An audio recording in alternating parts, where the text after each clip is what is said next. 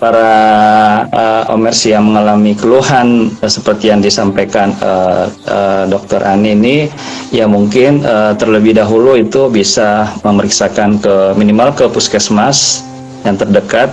Bahkan kalau ada di daerahnya pun bisa memeriksakan ke dokter gigi spesialis penyakit mulut. Sehingga ini menjadi sesuatu yang bisa memberikan solusi buat para ibu yang mengalami anaknya. Kemudian ada juga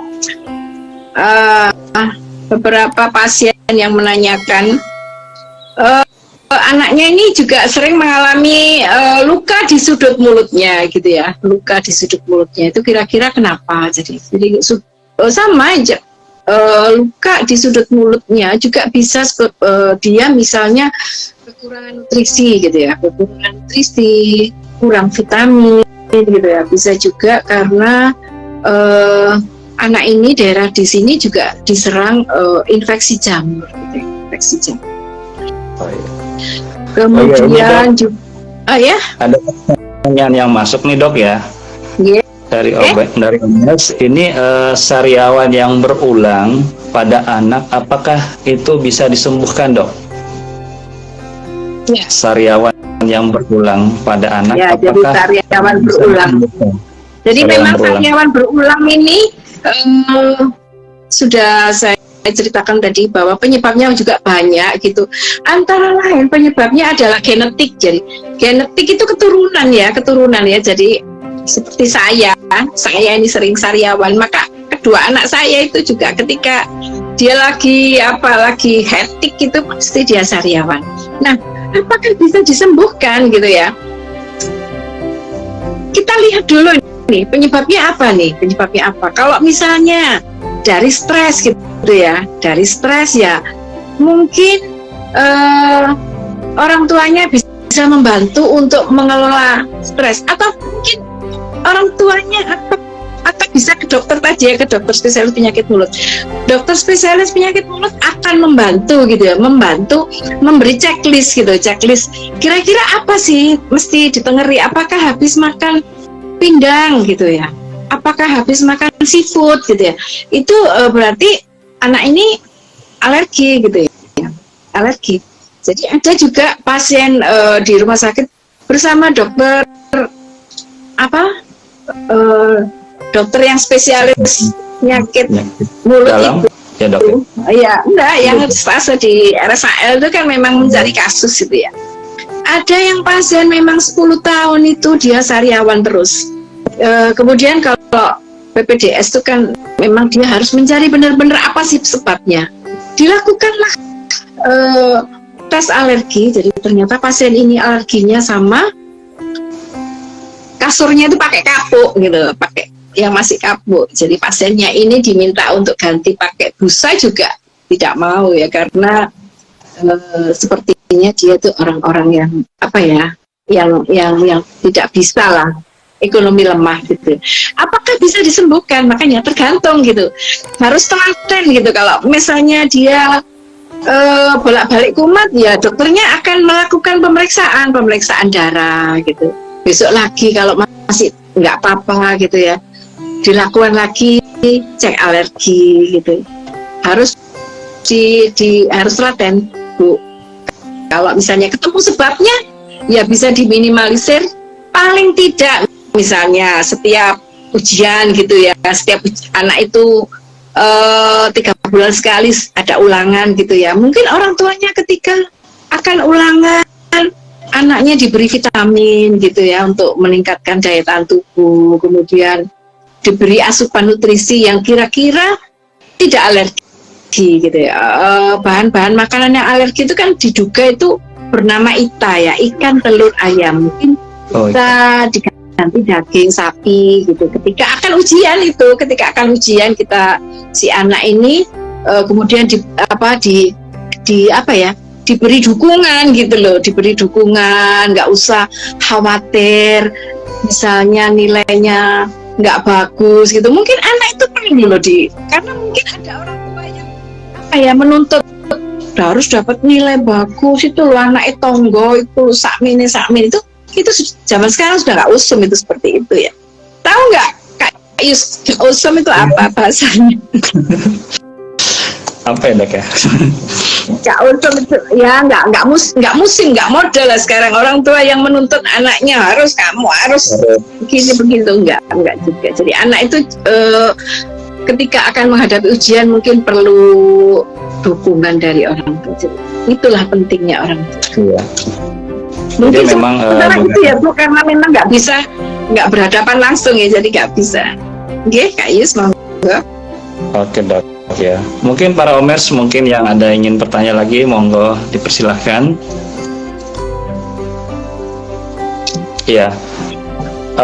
Mungkin sambil nunggu pertanyaan juga ya, Dok ya. Mungkin yang kita ngalamin yang banyak terjadi di masyarakat ya, karena memang terus terang ya, Dok ya, penyakit mulut ini atau penyakit yang berada di rongga mulut itu memang sedikit terabaikan ya, Dok ya. Ya. Nah, mungkin ada kiat atau pencegahan apa aja, Dok ya, di dalam mencegah penyakit yang bisa menyerang rongga mulut pada anak kita. Ya, jadi memang untuk mencegah terjadinya penyakit di mulut anak itu adalah nomor satu adalah menjaga kebersihan rongga mulut, gitu ya. Menjaga kebersihan rongga mulut itu artinya ya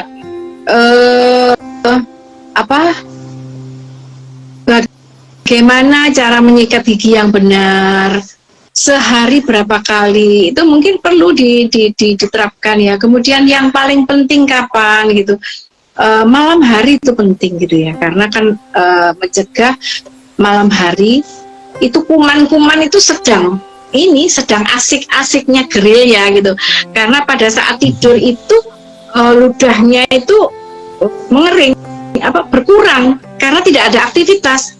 Nah, padahal fungsi ludah itu adalah untuk melindungi dari kuman-kuman itu. Ketika dia nggak gosok gigi, banyak sisa makanan, udahlah, makhluk-makhluk gaib yang ada di mulut kita, penduduk itu dia akan memangsa gitu, gigi kita akan jadi lubang, dan itu jadi sumbernya. Kemudian misalnya diberitahu bahwa ternyata bukan hanya gigi yang disikat gitu, tapi juga lidah juga perlu. Kemudian apalagi anak diberikan nutrisi yang cukup gitu. Mungkin itu pekerjaan orang tua yang menurut saya agak sulit ya. Jadi kadang-kadang anak ini sulit makan gitu. Kalau saya bisa merasakan, kalau sulit makan, kemudian orang tua itu cari gampangnya ya, mesti makanannya yang gampang apa, dan anak itu suka pasti apa yang misalnya frozen itu kadang-kadang kan gizinya juga mungkin kurang gitu ya. Nah itu kemudian gizi seimbang ya, jadi gizi seimbang itu kalau zaman kita dulu tuh 4 sehat 5 sempurna kan. Kalau sekarang itu adalah gizi seimbang, jadi protein yang harus lebih banyak gitu ya. Kemudian nutrisi, kemudian yang paling penting adalah anak itu dikenalkan dengan dokter gigi minimal setahun 2 kali. Siapa tahu ada gigi karies gitu. Orang tua kan nggak tahu. Taunya nggak apa-apa kok gitu ya. Atau kalau ke dokter gigi juga akan mengingatkan, oh ini lidahnya putih-putih Bu, ini ada jamur gitu ya. Kira-kira seperti itu, Dokter Yus? Oke. Ya, Dok ya. Jadi memang pentingnya untuk menjaga kebersihan mulut ini bagi para orang tua untuk sering-sering memperhatikan ya kebersihan mulut anaknya ya. Mungkin para sahabat Homers di rumah, bila masih ada ini, kita mungkin kurang lebih 7 menit lagi ya, kita akan segera mengakhiri acara ini ya. Udah berakhir ya Kak Yus ya, ternyata ya. Udah berakhir ya. 1 jam ya. Para Homers ini untuk menonton IG Live ini juga bisa dinonton langsung di IG ispmi.org.id, dan dapat juga nonton di YouTube ya, di youtube.com/ispmi ini, dan di SPMI, dan di FB ISPMI podcast dari mulut ke mulut, serta di Twitter @ispmi_get_with. Oke. Sahabat Omers, Dokter Dwi, untuk mengakhiri acara dari mulut ke mulut ini, mungkin ada sedikit Dok yang perlu kita sampaikan kepada para Omers tentang penyakit mulut ini ya Dok ya. Ya, jadi ini sebagai closing statement aja ya. Jadi anak itu adalah suatu anugerah dan amanah dari Tuhan Yang Maha Esa.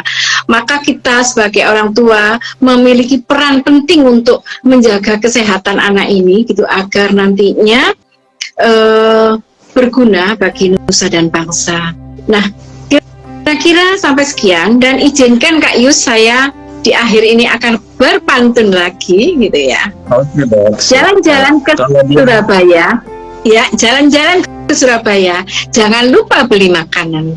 Demikian sharing saya. Bila ada salah kata, mohon dimaafkan. Sekian dan terima kasih. Terima kasih Dokter. Saya ingat sih makanan khasnya Surabaya itu apa ya Dok ya? Rujak cingur. Sudah nggak pernah ke Surabaya lagi ya Kak Yus? Iya, kangen sih dengan rujaknya Dok. Mudah-mudahan insya Allah ini ya, ada seminar ya Dok ya. Iya, kulinernya Surabaya yang bikin kangen memang. Ya, mudah-mudahan bisa ke sana karena kangen dengan rujaknya. Iya.